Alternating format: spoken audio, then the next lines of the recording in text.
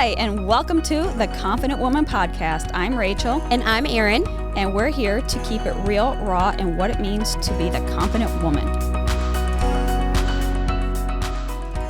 This episode is brought to you by the Confident Woman Collective. If you've ever felt that you need more community of women that are ready to up-level both professionally, personally, relationally, then definitely make sure you hop in and get more information about the Confident Woman Collective to make sure you're surrounding yourself around the people to best serve you to help you become your most confident self.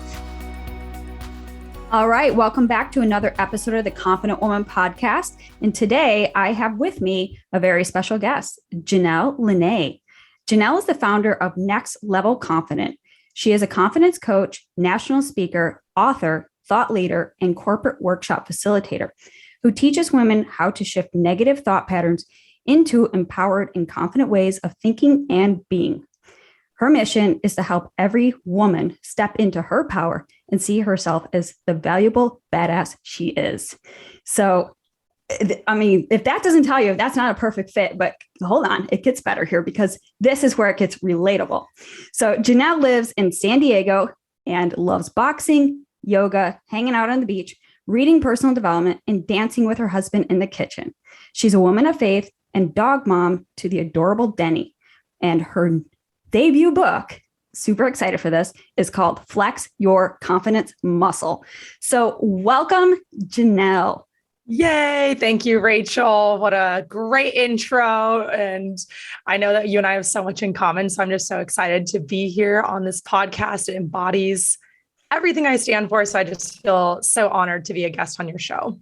Likewise. And right before we got started on the recording, we're just chatting and just realized we have so much in common. And I just said to her, I was like, can we just be like best friends? Because you know, when you read somebody's bio and you're like, me too, me too, me too, me too. Right. And so, that's the beauty of like this podcast is that we bring women, real women, just like me, you, and those listeners that are just like, we just want to live a badass, confident life. And, you talk about that in your debut book, Flex Your Confidence Muscle. And so really diving deep into how to reclaim your power and step into who you're created to be. And the irony is like, we use a lot of the same terminology and it's really speaking to me because we use that, step into who you're created to be, the confident woman. And who is the confident woman to you, so every version is different for that individual. And I love how you put it, you are the valuable badass self that you are, right? Mm-hmm. Yeah. And it's really about being more of who you really are. Mm-hmm. I think sometimes like when I work with clients or, people are like, oh, I want to be more like you. And I'm like, no, not more like me. Please no. All right. So we just had a little bit of tech issues, which is so fun because it leads me into something I love talking about. I will come back to being authentically yourself. But, there are so many mistakes that can happen with technology and with life. And I was just saying this to Rachel, like the recording just randomly stopped. And for the last 10 minutes, we were trying to figure out how, what's going on? Why did the recording randomly just stop? And it's easy for Rachel in that moment to be like, oh my gosh, I'm so sorry. And, thanks for your patience. I'm like, it's not a big deal. It's technology. But one thing I love talking about with being confident, we get to choose our thought patterns. So for example, for everyone listening right now, Rachel could get off this episode and be like, oh my gosh, that was so embarrassing that my audio went kaput in the middle of the podcast episode. Janelle must think I'm like a total noob or whatever, whatever negative thought patterns she might let herself have. Or she can get off and be like, it wasn't a big deal. We had tech issues for 10 minutes. We worked it out. And literally, Janelle doesn't care. I don't care. We had a great conversation. Podcast went awesome. And so she gets to choose her thought patterns. And so the same goes for you. Like I'm assuming the women that are listening, you're in these spaces where there are moments where you are going to make mistakes. There are moments where you're going to have quote unquote failure. There's going to be moments where things don't look the way you want them to look.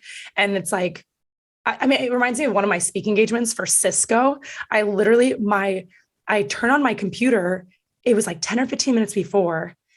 And for whatever reason, my computer decided to restart and reboot. And it was 34 minutes until it would be able, my computer would turn on my Mac. And I'm like, 34 minutes. My speaking engagement starts in 15 minutes for Cisco. We don't have 34 minutes. We don't have 30 minutes. And I'm pacing and my husband, he's on an important call and I'm interrupting him. I'm like, I might need your computer. He's like, I'm in the middle of a client meeting. I'm like, I know, but I'm speaking for Cisco. But it did end up it ended up turning on, I think like 5 minutes after. And I was communicating, on my phone with the other person, just saying, can you just kill some time? I'm about there. It's almost on. And so, yeah, I showed up 5 minutes late to my own freaking speaking engagement for one of my, biggest clients at that time. And I, it was nerve wracking. I'm not gonna lie. Like my heart was pounding.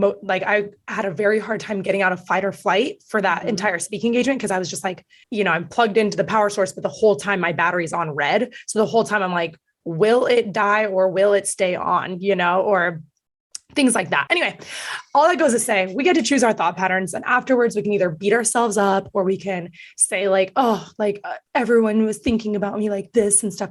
Or maybe no one really cared. And maybe it wasn't that big of a deal. And we're all our own worst critics and we're all so hard on ourselves, especially I think when it comes to performing, and that could be on a podcast, that could be a speaking engagement, that could be an important client call that you have. But ultimately it's not usually as big of a deal as it is in your own head, and it's all going to be okay. And so I just always have to remind myself of that when tech issues happen or when things that suck happen in our careers and in other parts of our life. It's it's actually all going to be okay. Yep. It actually is.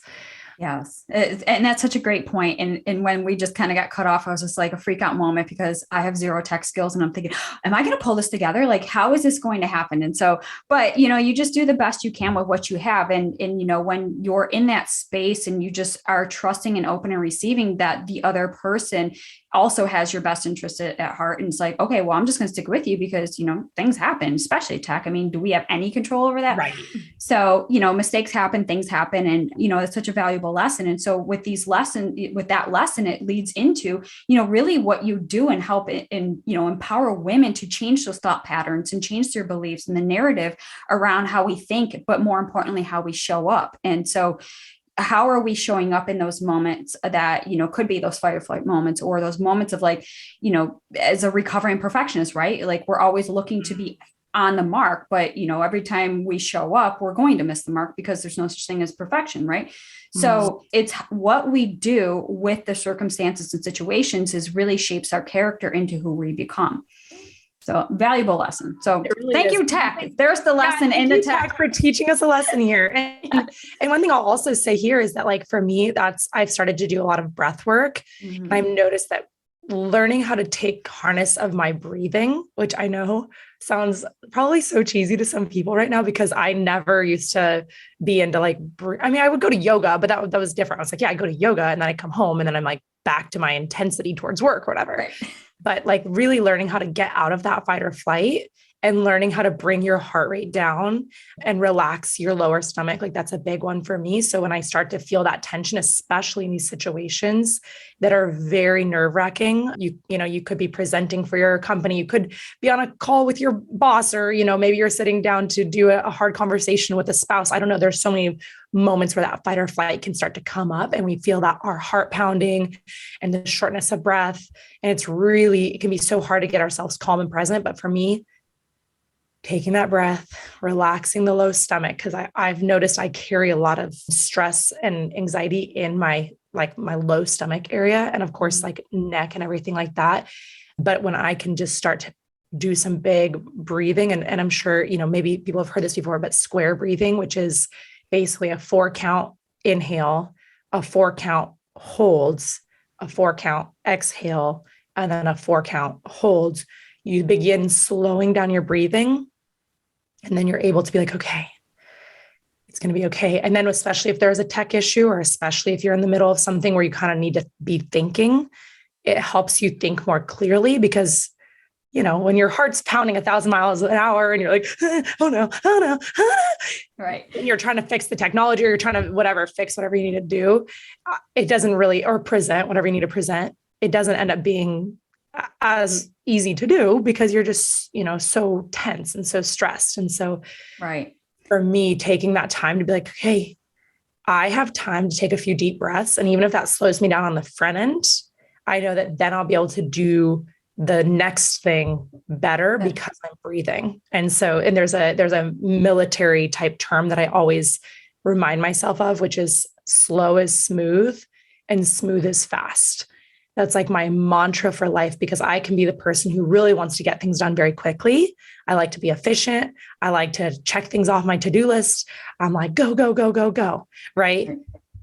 But what I found is that if I go too fast, it's sloppy, or I go too fast and it doesn't turn out the way I want it to be. And so I've kind of been learning the art of slowing down and the art of breathing and the art of, like taking these steps back. And so I know that's kind of a side note from confidence, but really it kind of goes hand in hand because of the calm, cool, collected. In order to seem confident, like if you want to be a leader in your career, you want to be a leader within your home, you want to be a leader wherever you go, having that confidence is a mindset, but it's also a presence. Mm-hmm. It's a presence of calm, a presence of being present, right? Having that peace, even in the stress. That's what makes an incredible leader, is someone who's able to slow their breath down, slow their thoughts down in a fight or flight situation where decisions need to be made quickly.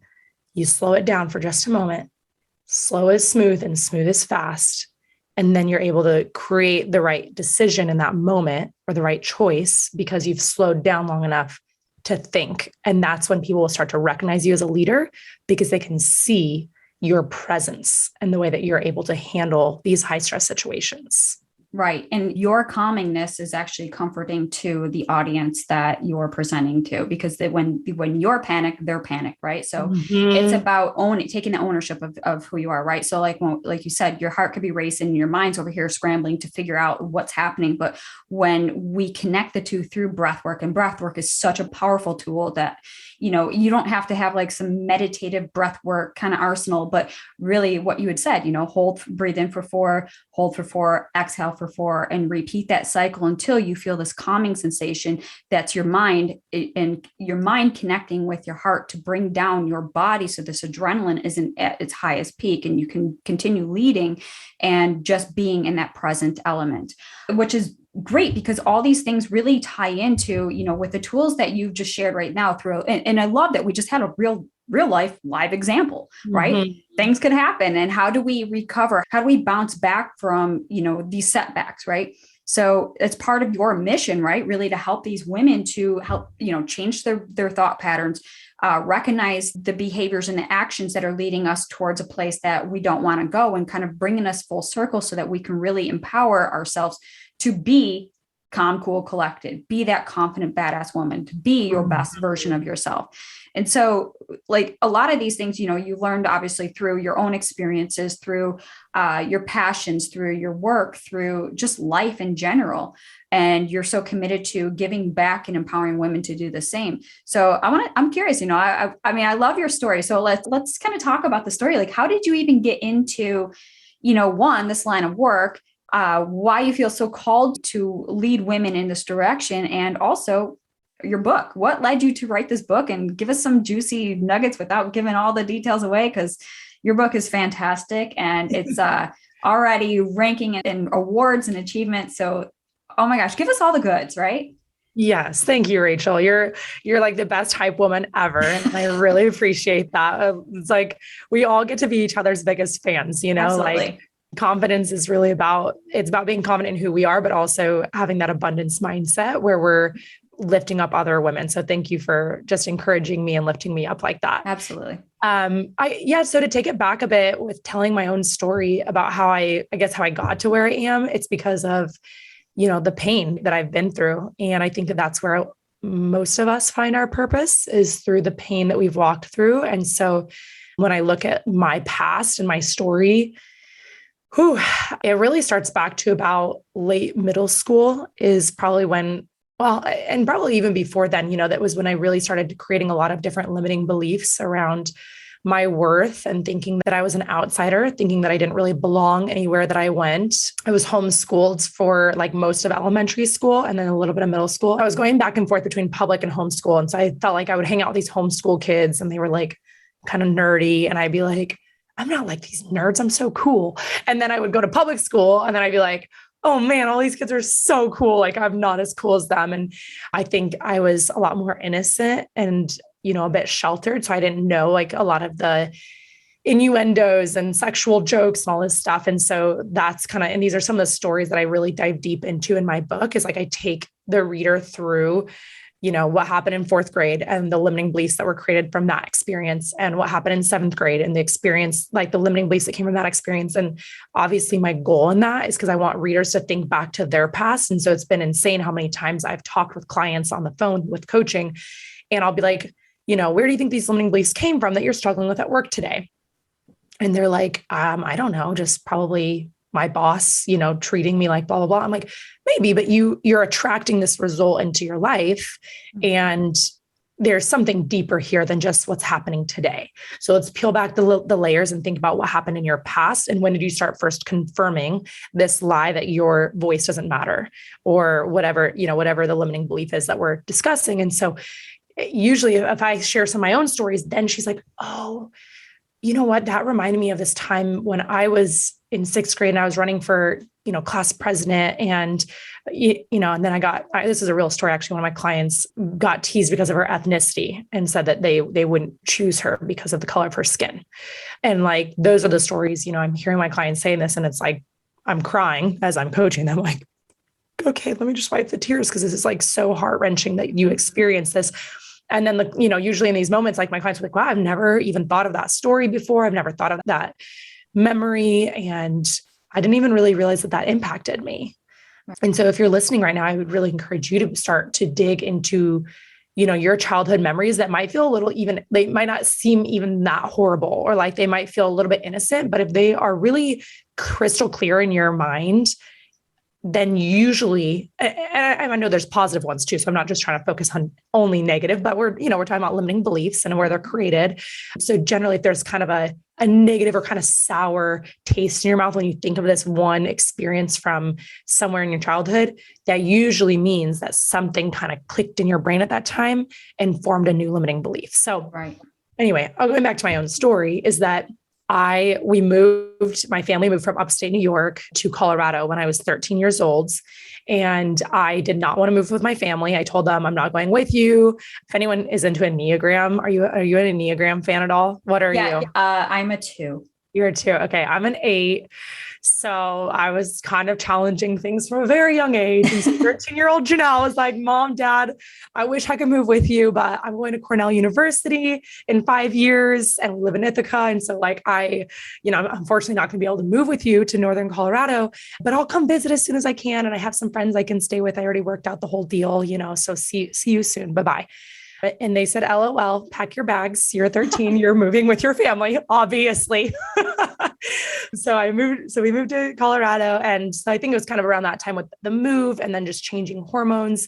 And then again, limiting beliefs that were already there, like I don't belong because I'm not really like the homeschoolers. I'm not really like people at church. I'm not really like people at school. There were so many different places that I would go that I would tell myself that I don't belong. And then with confirmation bias, I would look for ways to confirm that my limiting belief was true. And so I was constantly looking to confirm that. And so we moved when I was about 13, and it was about that time that I started to have more like dark thoughts. And I started to, I think it was, it's hard for me. It's like, a little blurry, but it's like 13, 14, 15 time period was when I started to really think like, I want to disappear. I don't want to be here anymore.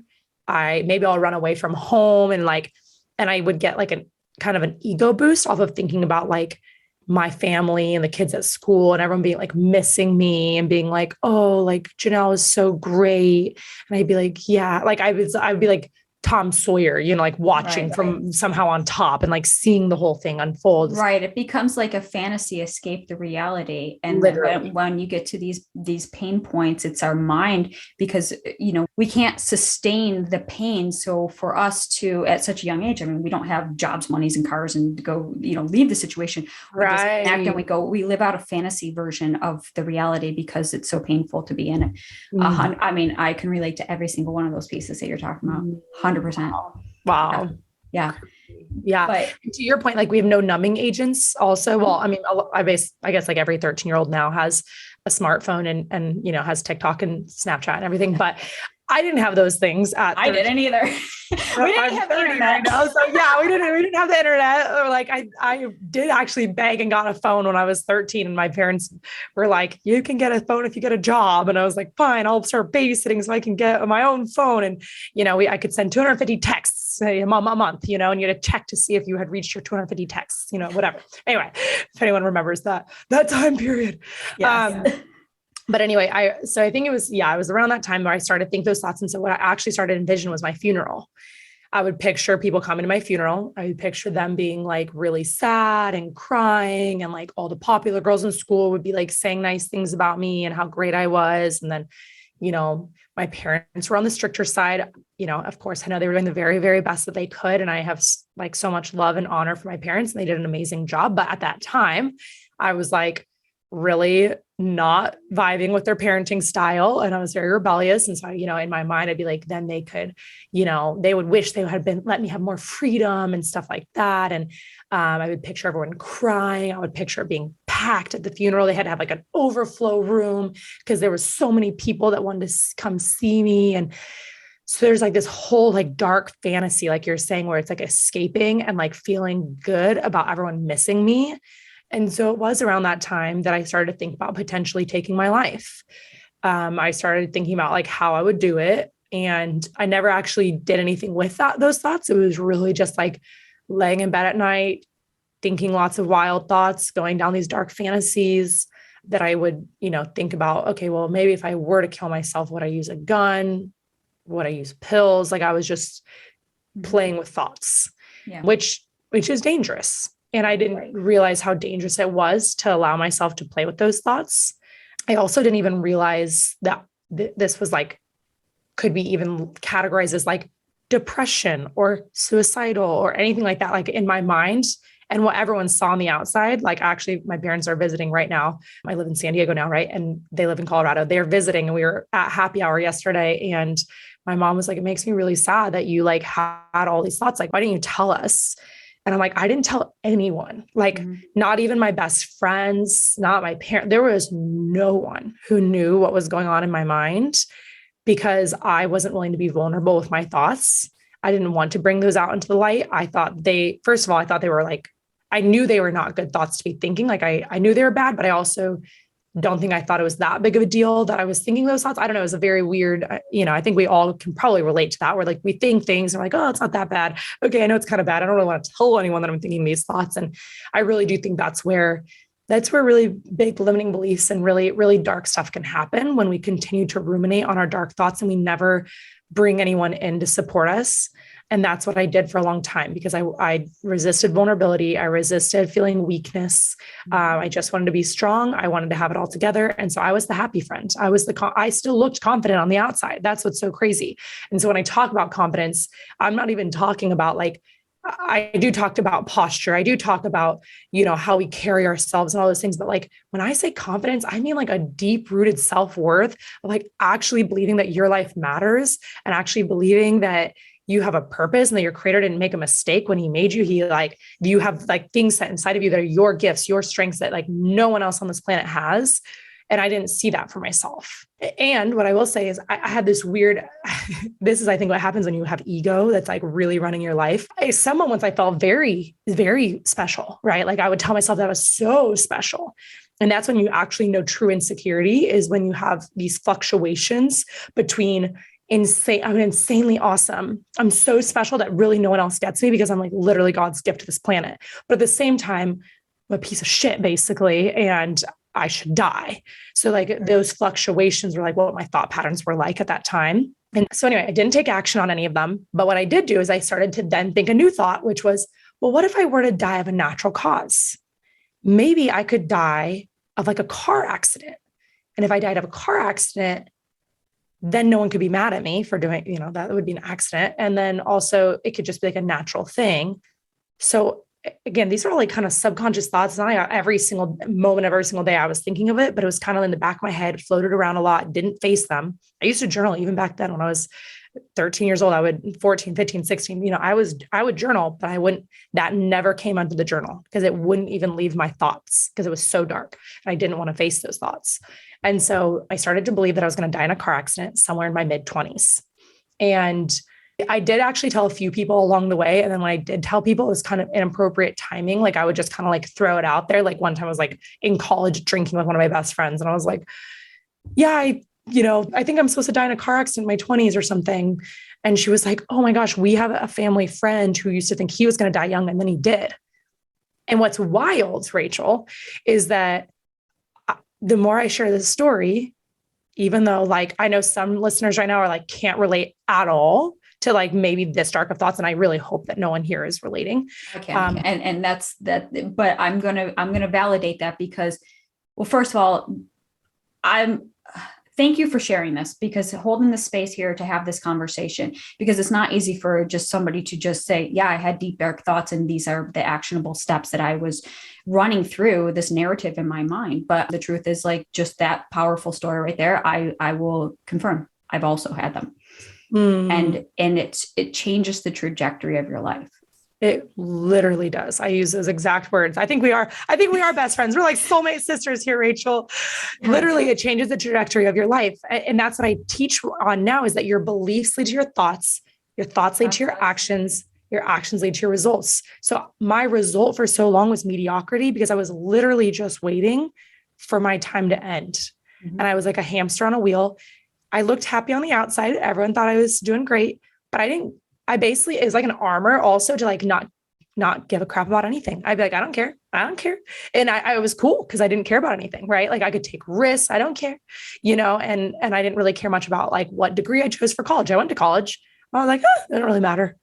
I was in a 6-year relationship with a guy. I'd be like, marriage maybe, but it doesn't really matter. Like nothing really matters, because all I was thinking about was like, they'll find out when I die. Yeah, that you weren't going to be here for the long term of it anyway. So what's the point? Exactly. Right. What's the point? And so I've started to share this story, once I did a lot of personal development work and just realizing that this even was my story. Cause I think for a long time, I didn't want this to be my story. Like, it's so weird, I'm like, it's so dark. It's so heavy. Like, I don't know. I'm like, who wants to hear this freaking story, And it's actually, I used to be a personal trainer when I moved to California, and I'll share that a little bit. But anyway, then I quit that and I hired a business coach that was going to help fitness, personal trainers become online fitness coaches. This was like a little over 4 years ago. And they wanted you to share a transformation story on social media. And then you shared it on the Facebook page, the like business Facebook page, and they would like rate it and tell you like how it was and if you need to redo it. So everyone's was all about like fitness, right? So they were like, I lost 30 pounds and now I'm the healthiest version of myself. And I had this whole transformation. And I'm, happiest, healthiest version of myself, which is amazing. And I'm definitely not putting down that story. It's a beautiful transformation story. I sat down and tried to think of a fitness transformation story. And like, I've always, I've fluctuated 5 to 10 pounds or whatever, but I've always pretty much loved being active. I played sports, whatever. So I tried to create this fake story that was like, I gained 10 pounds once and it was because I was doing CrossFit and wasn't eating super clean. And I was like, this is literally not my story. So then I remember being like on my bedroom floor and I was like, what's my true transformation story? Like what really pain did I go through and did I work through? And I was like, the death story. And I started to write it out for the first time ever. And I was bawling, like losing it, just being like, I used to think I was going to die in a car accident. I believed that for like 8 years of my life. Like what? That was my life. Like that really happened. And like, and I'll share how it shifted and everything too. But I'm like, that really happened to me. And it took a few years for me to even acknowledge that was really my story. That was my transformation. So anyway, I would do the video. I post on this page. And I think like some of the, coaches in there tried to give some feedback. They were like, yeah, this is good. They like, this is not the fitness story. What do we do with this? And then I think they gave me like a way to change it, but I was like crying in the story. I'm like, this is my story. I posted it. And it was the scariest thing I've ever posted on Instagram and Facebook. And I was like, I think I had to call my parents before to be like, I don't know if we've ever really talked about this, but this actually is my story. And they were like, wait, what? Like a lot of my best, no one knew. Again, no one knew. And so Yeah, go ahead. I'm chatting up a storm over here. No, I'm just saying, I mean, this is so true. Like, when we look at transformational stories, we tend to think of it like as a before and after, but we don't actually talk about the unseen journey. And the real transformation is really what happens within. And that's our, for me and my philosophy is around fitness, because I'm obviously, I'm a former fitness competitor. My story is, chasing perfection, a journey to healing, fitness, and self-love.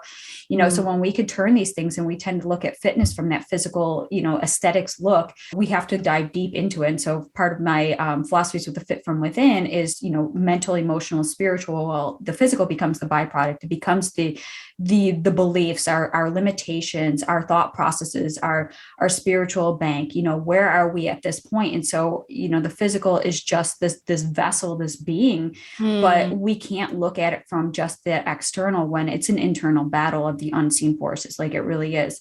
And so when we have these transformational journeys, I look at it as like it's a testimony. It's a testament to what our creator can do through us. And, for anyone who's looking for their purpose, or we still see this out there, right? Like, if you haven't found your purpose, like there's no point in living kind of stuff. Like, I think for me, when I was getting, starting out my transformation journey, is I was at that point. I was like, but I don't have a transformation. I don't have a story. I don't even have a purpose. Like, and so it would validate those negative thoughts and be like, so why am I here? What if I didn't exist? What would they even miss me? Would they care? Would they even notice? Like, those are the thought processes. But, when we look at our purpose, it comes from, I kind of say like, there's the three things, right? So it's pain, passion, or things that just straight up piss you off. Yeah. And so you could become an advocate for something that really just is, for injustice or adversity and things like that you become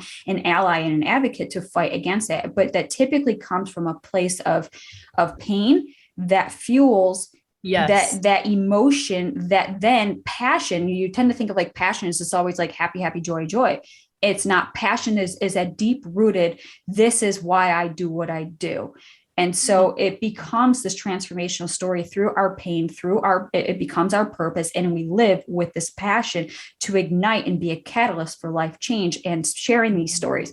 And like you were saying, these stories could be so deep, dark, and depressing and heavy, but yet if you are human, you too have suffered from some sort of these painful moments that maybe yours didn't last as long. Maybe they're fleeting moments, but it's always ultimately what we choose to do with those that make the biggest change. And if we're able to overcome, that is our gift and our purpose to share that message and spread the word and share it with others who could be like you on that fence and thinking, well, even though they're thoughts, but what would happen if I took action on it? Yeah. What if I died in a car accident? And so when we start it becomes a manifestation because it could turn into reality. So it's a self-fulfilling prophecy. 100%. And so I actually had the same process about a car accident as well. And especially at my former employee, I was like, I was daydreaming of every day I would drive to work. And I'm just like, well, what if I got in an accident? It could I'll buy some time off. I'm like, but do I really want to die? Like, I don't know. It was just,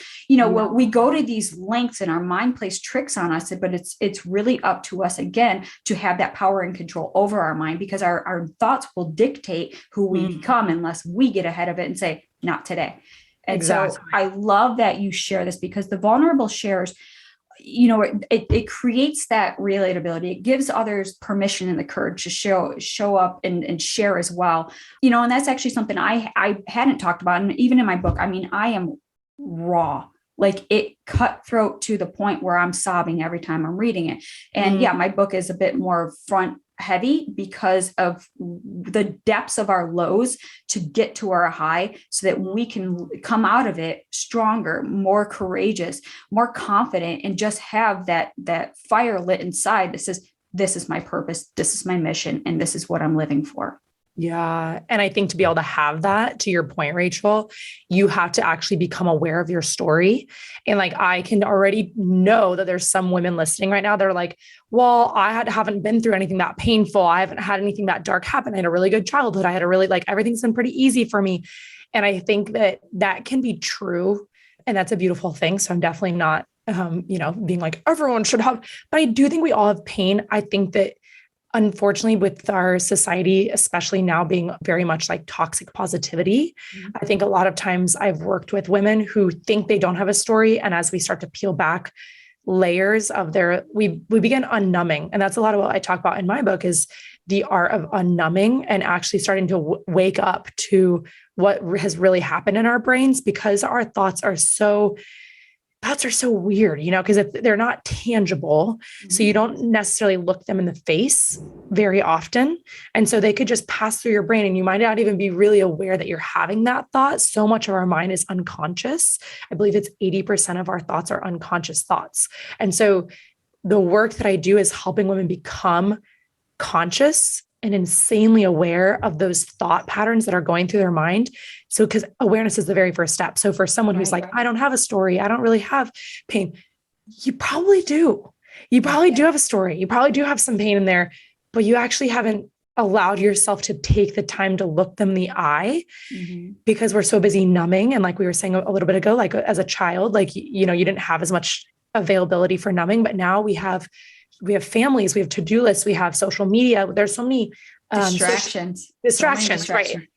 There's socially acceptable ways of numbing. So I'm not saying everyone here is getting drunk every night and doing drugs and that's how they're not. No, it's not just drugs and alcohol that numb. Like if every spare moment of your day, you're putting on social media and scrolling, or like every spare minute of your day, you must be getting things done on your to-do list. Those are some red flags that you're constantly numbing. If you can't spend 30 minutes alone in your room with the door closed, without a phone, without any technology in the room, and it's just you and your thoughts and preferably a journal. I think the journal, pen and paper, and paper to get your thoughts down onto paper. And kind of like what I was saying earlier, like I wrote out my transformation story.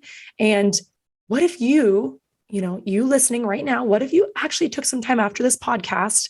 Because, here's another great way of numbing. I think, and I found myself doing this at one point, constantly listening to podcasts, constantly doing self-development, but not taking action, or not even taking time for reflection, right? You're like, let's go. Oh man. Yes. Right. Because we're just still doing.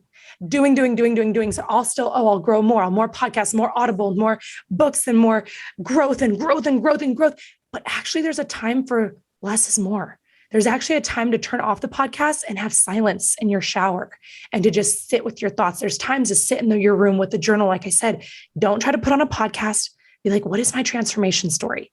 What are some of the harder things I've been through? Even if it's just like a comment that someone said once that hurt you and kind of stuck with you. Maybe it's the way you look at yourself in the mirror. Maybe it's the way you compare to other people. Like, what are some of the things that you wrestle with? You're a human. You wrestle with things. So you might be listening. You're like, I wrestle with a lot of stuff. Maybe that's where you're at. But maybe you're on the other end where you're like, I'm kind of good. Yeah. And I just encourage everyone to just sit with their thoughts and allow yourself to just think about, what is my story? What have I been through? And maybe you don't have a transformation story yet because maybe you're still in it, right? Maybe you're still with those same thoughts. And so that's why affirmations, I think, are so big, and speaking truth over yourself. So the exercise that I have all of my clients do when we first start working together is a limiting beliefs exercise. And this is available on my website. If anyone wants it, it's nextlevelconfident.com/confidence muscle. And this is a resource that's how to build your confidence through your mindset, right? And it's talking about limiting beliefs. And so I have them write out all the limiting beliefs and then all the truths.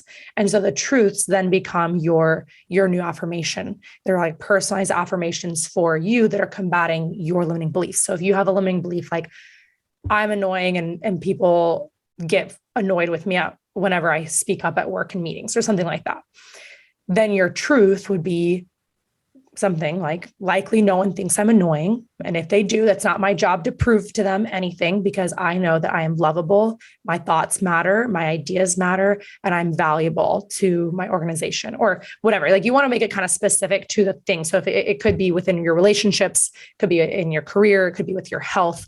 You might think, I could never lose the weight I want to lose, or I could never be healthy and strong the way I want to be healthy and strong. There's hundreds of different limiting beliefs in my book. I talk about a lot of them. And it really just even scratches the surface because we're all so unique and we're all overcoming our limiting beliefs. So when that thought pops in the mind, so the first step is awareness, become aware of the thoughts that are popping in your mind throughout your day, the self-sabotaging thoughts that, oh, you're not smart. Oh, you look stupid in that meeting, or you're a bad mom, or you look in the mirror. Oh, I look fat. What are the thoughts that are just split-second moments where these thoughts are passing through your mind? Become aware of the thoughts. Then after you become aware, then you get to choose a new thought pattern. So a lot of times I'll say cancel. And even if you want a really big pattern interrupt, you can do a snap or a clap, cancel. And it's kind of like if anyone has a dog, we trained our dog we didn't use the shock collar, but we used a collar that does have that functionality, but we use just the beep and the vibration. So there's like three functions on it. And so we would just use a beep. And I actually did to save her freaking life because she ran into traffic once when we had her off leash and she almost got ran over by a car. So I was like, okay, I'd rather freaking beep her and have her have like an unpleasant high pitched beep than to have her get run over by a car.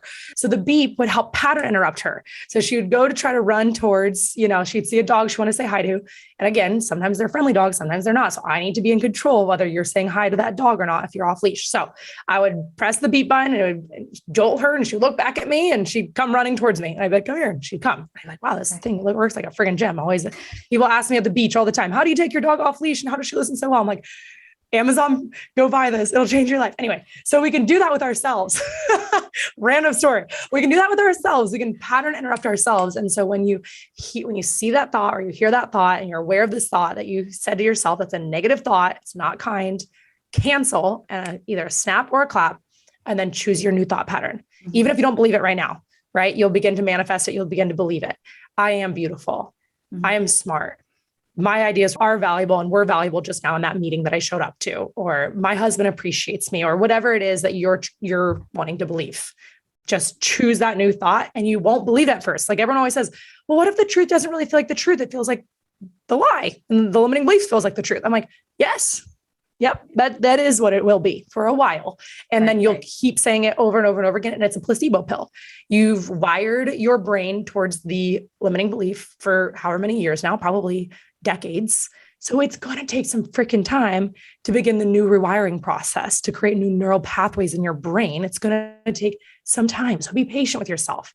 Louise Hay, like the OG woman of affirmations and her book, You Can Heal Your Life, really amazing. Highly recommend. I do too. Yeah. Amazing. Like she talks about how it's planting a seed. Right. And every time you see the affirmation, you're watering the seed.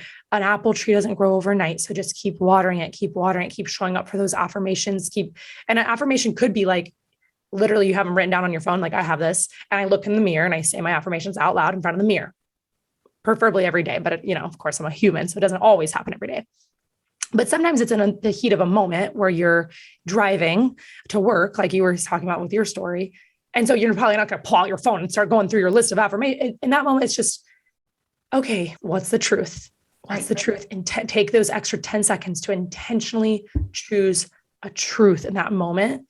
And it takes that intentionality. It takes a little bit of work. It is like the gym. It's like the mindset gym. It takes intentionality and time. And it's not easy during the process. And it's also, it's also very much a process you keep going through. So that you said, why did I write the book at the very beginning? I actually didn't feel qualified to write a book. And I still had so many limiting beliefs of like, you're not good enough to write a freaking book. Oh my gosh. Seriously, we have so much in common. Like that was that's what I wrote in the beginning of my book too, because the same thing, the seed was planted, you should write a book. And I'm like, who, me write a book? I'm like, no. Nope. And so it kept, the seed kept getting, other people would say something. And I'm like, yes, the seed is starting to like sprout. And at the, I mentioned this, I was like, who am I to write a book? I'm not an expert. I'm basically, what my limiting belief was, I'm a nobody. Why would anyone care? Wow. Why does anyone care? Right. But when you, like you said, you get called to this work, and I'm a firm believer, you're a woman of faith as well, is that God equips the called. Yeah. And he is calling you and he's going to qualify you. And I mean, it's like, did you have all the writing skills? Did you know how to even articulate your story? Did you even know how to write in a way, like other than journal entries? I mean, mine was dark poems when I was younger. When I felt really low, I'd go in my room and just start journaling pretty dark thoughts. So I'm like, how does that convey to writing a story that's going to uplift and empower and inspire others? Kind of the opposite. Right. Like I can't even do this to myself, but when you surrender and give in to that seed and just let it go. And of course the parables with the seeds, right? Along the paths. So God works in all the ways to make that seed germinate and grow into a healthy, beautiful, whatever kind of tree or flower or bush or whatever you want to call it. And that's the gift that we get to give to others as well, because it's in our story. And when we own our story, that's where the power comes in. Because, when we talk about limiting beliefs, we're inadvertently giving our power away to something that has no power over us, but yet we've surrendered everything to it. Yes. And so having that narrative in our mind that will continue telling us that we're unlovable, that we're worthless, we suck, we're fat, we're ugly, we're too old, we're too young, we're not qualified, all these things, right? It's going to keep us playing small, holding us back, but yet we know that our creator didn't create small, imperfect, useless things.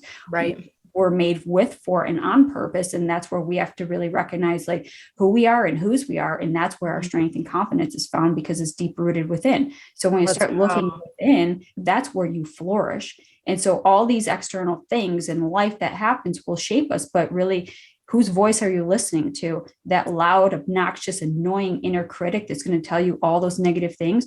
But when you, like you said, go in your room, shut off the lights, turn off distractions, yourself, your thoughts, your pen and a paper, and listen to that quiet little whisper.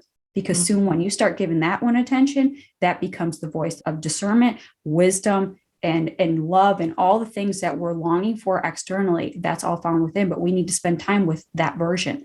And so when we start flipping that, like you said, your narratives, let go of, for me, it's like let go of limiting beliefs, redefine who you are, and create your own story. Yes. Because life and others will dictate that for you if you don't take control back. Right. Yeah. So good. I'm like, come on. Amen, sister. Like, let's go. I feel like it comes down to also like just trusting too. Like for me, same as you in the beginning of my book, I wrote all the reasons like why I was unqualified to write the book. I was like, objection A, objection B, objection C, like no one's going to read it. I'm not going to make any money. I'm going to waste my time. This is going to fall flat on its face. But so, for you listening right now, it's like, you probably have some dreams, and I think purpose can also morph and change over time. So I always try to like think about it like that too. I think it can be sometimes daunting to be like, one purpose, so you better figure that one out, and then you can never change course from it. It's like we're constantly evolving and changing as humans. And so like your purpose might evolve and change, and that's okay. So maybe you have 3 or 4 dreams right now and you don't know which one to take action on. And you're like analysis paralysis because you have so many different dreams. And you're like, well, I could be an interior designer, but I also could be, I also could like work my way up in tech, but I also could like, you think of, or I could be a stay-at-home mom because my husband makes great money. I could be, you could think of all your different options, right? You could do Arbonne and be like the next, in the top 1% of Arbonne. You have so many options and you're able to do anything you put your mind to. So you do have options. So I think it does take time to sometimes reflect and be like, which one do I want to do right now? And to take off the pressure to make it like, it will morph and change. Like when I started my brand, it was like fitness and mindset. And then it changed to mindset. And it was mindset and confidence. Then I started speaking for corporations. And then I started, writing the book. There's just been so many like changes, and like, I'm open to other, I'm like, sometimes I watch like interior design stuff. And I'm like, gosh, I love interior design. Like, maybe one day I'll be like the next, like my husband, I can be like Chip and Joanna Gaines, like, cause we're renovating our house right now and stuff, whatever. So like, I'll think those thoughts and I'm like, and if that's supposed to happen, that'll happen. So I don't need to put like pressure on myself to find the one purpose for forever of my life. It's like, pick a purpose for right now and take an action step forward. And then the next part is trust, like having a level of detachment. So like for me writing the book, for every level, like of my transformation, there's had to been this kind of like level of detachment of like control. Because I think if you're a driven woman, I don't want to label anyone, but I will say, I think a lot of women that I work with are very driven, and I'm very driven. And sometimes because we're so driven, we like to try to control all the outcomes, and can be very difficult to release the control of what the outcome is going to be like. And so there's this level of trust. And I think that's why like having faith and having God for me is so big, because I can trust that there's a bigger plan at play. So if I'm hearing that I'm supposed to write a book and the seeds being planted by other people over and over and over again, and I'm like, no, thank you. I'm good. Skirt. And then like, it gets just like hit in your face, and all of a sudden you're like, dang it, I think this is like legitimately supposed to be something I'm supposed to do right now. Fine, I'll listen. So that's what happened for me. And then like, I wanted to control, there's a part of me wants to control the outcomes, but I can't control an outcome. There's no way I can control. There are things I can, there are within my control. I can write the book. I can go on podcasts and tell people about the book. I can, whatever, add value in that book to make sure that people are really walking away from that book with insane value and being like, wow, I got some great gold nuggets from this. Like, there are things that are within my control, but there's a lot that's not in my control. There's a lot that's not. And so I get to just have a level of detachment.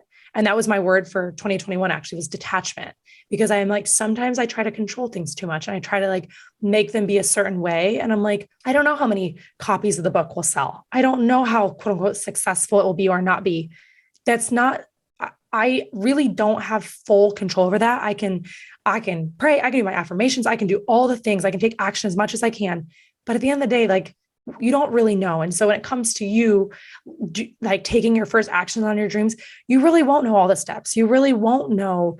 Like, confidence doesn't mean to have no fear while you do it. It means feel that fear and do it anyway. Like, feel unqualified and do it anyway. Feel like, what the freaking heck am I doing? And just do it anyway. And like, trust that it's all going to work out the way it's supposed to. Because even if it doesn't go the way you thought it was going to go, it will lead you to something else. It'll be a stepping stone. And you'll just keep taking these stepping stones. And so I don't know, I guess the feeling that I'm really feeling right now, like for anyone who's still listening to this, like very passionate rant of Rachel and Janelle right now, like, if you are feeling like something that's like your next level, whatever your next level is, I don't know if you're an entrepreneur or if you're working in business, if you're a mom, if you're a wife, whatever your next level is as a woman, maybe it's just you doing self-care for yourself, right? Maybe it's faith, whatever it is, there's a next level for you. And it's been tugging on your heart. Like, we all know deep down what our next levels are, but sometimes we have fear. And so we pretend like we don't know. So I want to ask you, what are you pretending not to know? What are you pretending not to know? What are you numbing? What are you avoiding because it scares you or it feels uncomfortable for you? It's going to look different for everyone, but I want you to take a few steps back, like after this podcast, be like, is there anything that I'm avoiding? Is there any like action step in my life? Is there anything that I have been dreaming of, but not giving myself permission to do? I just really want to encourage you to do that. And the other thing is if there's someone here who's really wrestling with dark thoughts, like some of the ones that Rachel and I've talked about, I would really encourage you to get professional help first and foremost, because I didn't. And I really wish that I had brought someone into the mess. Or maybe if it's not professional help, maybe it's someone very trusted. Like, it's not what I was doing in the beginning where I was just flippantly telling like random people at random times. And it like, if I'm drinking, so I'm like, oh, I can talk about it now because I'm drinking, in college and stuff. It's like, sit someone down that you really trust. Maybe it's a mentor or a parent or a sibling or, whatever, like a best friend, someone that you really trust, and just say, hey, I have something I want to talk to you about, and share those thoughts. Like, if you're against therapy or if you're against something like that, I always want to make sure I say that, like, your dark thoughts will only get darker if you keep them in darkness, but light expels those dark thoughts. And so the moment that you speak those out loud, they're going to lose some of their power over you. And the more you bring them out into the light, the power over the dark thoughts that clench you at night, those will start to release from you. And so like, that's what I did, is I ended up telling actually my Bible study leaders, and it was at the end of college. So like I said, it was like 8 years. And I finally told someone in the proper setting. And it was the first time I'd ever heard someone say, me too. The husband actually used to picture his funeral and used to think he was supposed to die. And it made me realize I wasn't crazy, or there wasn't something wrong with me for having dark thoughts. So I think that's another thing with our toxic positivity and some personal development stuff, is it's like, we feel so bad for having any negative thoughts. And so there's just something like really comforting about knowing, like, you're not crazy or weird for having some dark thoughts. You're very normal. You're very human. And please let someone else know about those thoughts, because that's when they're going to be able to support you. And so that couple was able to really, for me, they prayed over me that night, and things like, I can't even begin to explain how everything shifted in my life in a moment that night. Like, everything changed for me. And I go actually really deep into this story in my book in a very uncomfortable, vulnerable way that I'm just like, it's very scary to like release some of this information to the whole world and be like thinking of all the different people who are going to read it. But so the whole book is not about, these dark thoughts. It's really just about any thought patterns that we're shifting, but this is a piece of the story. And so if anyone here is really wrestling with those types of dark thoughts, I just really, really like beg you at the bottom of my heart to just bring your thoughts out into the light and let someone know, whether it's someone, a trusted person, or if it's a professional through a hotline or through therapy, like, please bring it out. Because if you leave it to your own brain and your own thought patterns, like, it only gets worse because you're doing it alone, and you can't do it alone. You really can't. Right. So, yeah. No, I 100% agree. And that's, when these thoughts come in our mind, they're not ours. They're not ours to keep. They're not ours to hold on to. And like you said, you have to put it out in the open. And so there's so many available resources, whether that's online, like, Talkspace or Better Health, or, finding a licensed professional, say like on psychologytoday.com, to opening up to a small intimate group of friends, or even one individual, whatever that is that we need to have that trusted, safe space so that that no matter where you are in your journey, you're not alone. And so asking for help is one of the most courageous things that we can do. Mm-hmm. And I think as women, we feel, or not even just as women, but individuals, is that we have this like sense of pride and ego that we have to do it all and do it all alone, because that we're proving something. But that's wrong. This was that was something I truly believed. And that was a limitation. It was a limiting belief, because I thought I had to do everything on my own and do it well and do it perfect. And if I, messed up, then, it was a bad impression of me. And so, when you're living this idea of perfectionism, it's just, you're constantly masking so much of who you are, and you don't really get to show up as your true authentic self. And really that is we talked about these moments of life-defining moments of like purpose, but really the biggest takeaway of all of this, and I think you can agree as well, is that it's about freedom to let go of all the things so you can show up as your true, authentic, vulnerable self. And that's where true freedom is, because when you are unapologetically you, none of this matters, and you just show up with confidence because you know who you are and you know what you're here to do.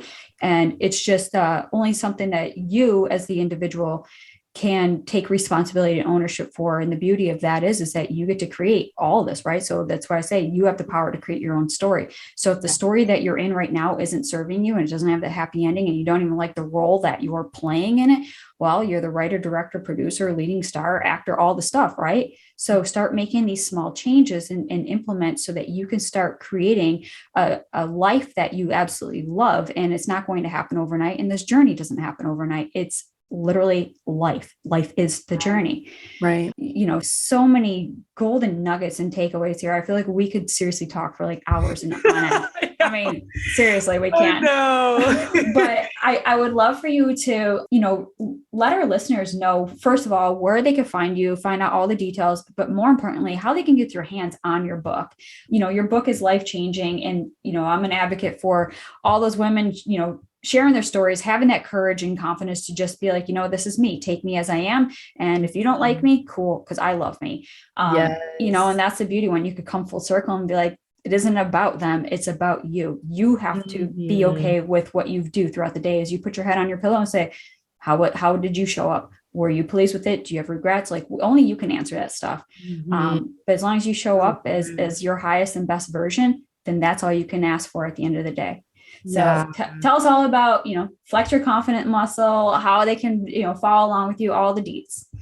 Yeah. So you can grab my book, Flex Your Confidence Muscle, on Amazon. It officially is live on July 7th. So just so you know, that's when it's for pre-sale before July 7th. And then as of July 7th, the book, hard copy, everything is ready to go in your hands 2 days after you order, which is, thank you, Amazon. So yeah, you can grab it there. And then as far as connecting on social, your girl's been on TikTok lately. I'm loving the TikTok game. I thought I resisted that for a while, but it's Janelle_Lynnae on TikTok and Instagram. And then my website is nextlevelconfident.com. And there's lots of, resources and goodies there for you to grab and you can obviously learn more about the book there too. And if anyone's listening and you just like are really relating, like I love getting, messages from people who are like, this really helped me, or like, I don't know, like if you had a shift, or if something broke off of you, or if you had a breakthrough, or if you had a mindset, like, I don't know, transformation or shift of any kind, just from listening today. We, like Rachel and I, would love to hear from you. And it's cool to hear that. And again, reach out if you need support, like, please don't hesitate to to reach out to either of us. And of course, a professional that's also like, if you're going through the darker thoughts, but otherwise, like my biggest hope and desire for each listener walking away from this is that you would just really become aware of your thought patterns. Like, I want you to become so aware of your thought patterns and then to become more aware of who you are and to become more of you, the person that you were created to be. And I think last thing I'll say is like Strength Finders is a really good test for learning your strengths. So a lot of times I have my clients take that test because then you can learn like more about the strengths and focus on your strengths instead of focusing on your weakness or what's lacking. So that's just always one I always want to plug in there. But Rachel, thank you so much for having me today. You're an incredible host. And I just have really, really, really enjoyed our conversation. Like you said, we could go for like 5 more hours. Yes, absolutely. Well, it's been a complete pleasure here, just having these honest, real candid conversations. And just that's really what the Confident Woman is all about, really empowering you to become your best and most confident self. And so when we have to, face some of those dark times, for us to step into the lightness, and that's just the beauty of life. And so it's also our gift to give back to others. So thank you so much for joining us. Yeah. Talk to you soon. Thank you. Bye.